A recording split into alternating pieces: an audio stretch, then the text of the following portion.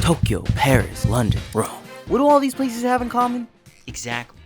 I can't afford a single one of them. But today, ladies and gentlemen, let me assure you that we will in fact take our first trip. And through the power of delusion and the love of photography, we'll do it accompanied by some of the greatest street photographers to ever roam the streets of New York City.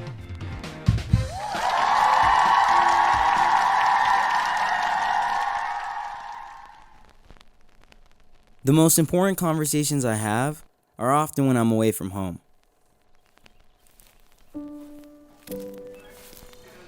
Here, no one can hold my hand. I can only use what I know to make sense of the world. And what I know about New York is from what you've all photographed. So I guess the first thing I'd like to ask is, why don't you ask people for permission to take a picture of them? Ruins the picture, because then they start thinking, they start lying. I think the implication is just that they don't expect to be watched, which in public is an unreasonable expectation. But it's a little different, right? I mean, watching someone in public versus taking a photo of them. Well, there's a definite social interaction that happens, some kind of thing that happens between me and the people I take a picture of. You really do trespass, in a way, on their space. Is that what you think street photography is then? Trespassing? I hate the term. I think it's a stupid term, street photography. I don't think it makes any, it tells you anything about photographer or work.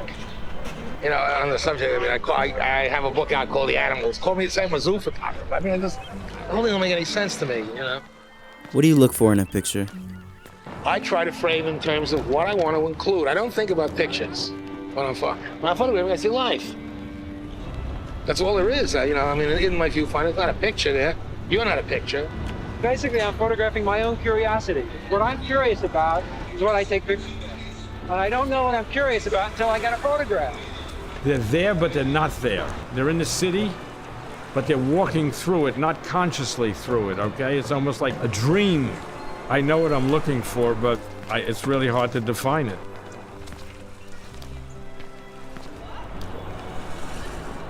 No, I can't discuss a picture like this. I mean, there's no, or this, I mean, come on. What's happening here? That would be insulting to me. Or that, I mean, you know.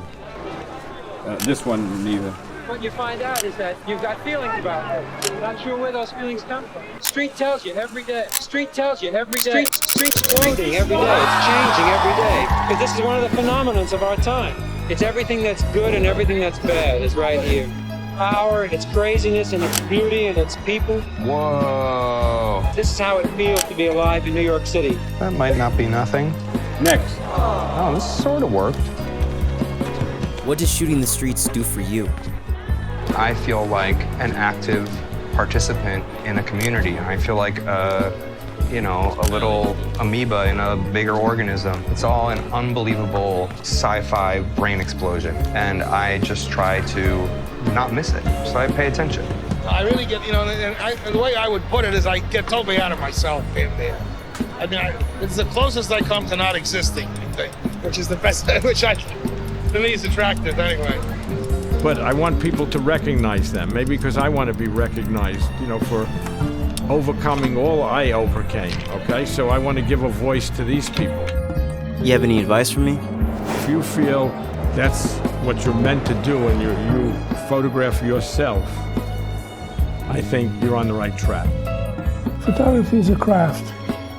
I don't take pictures, take good pictures. Be curious and even be boring, but be traditional. You have to have it come through you and out of you. In a sense, you are the medium, more so than the film is. Because all those experiences have to pass through you first to land on that film and to make their way out to the world in a clear, concise statement. This is what I saw.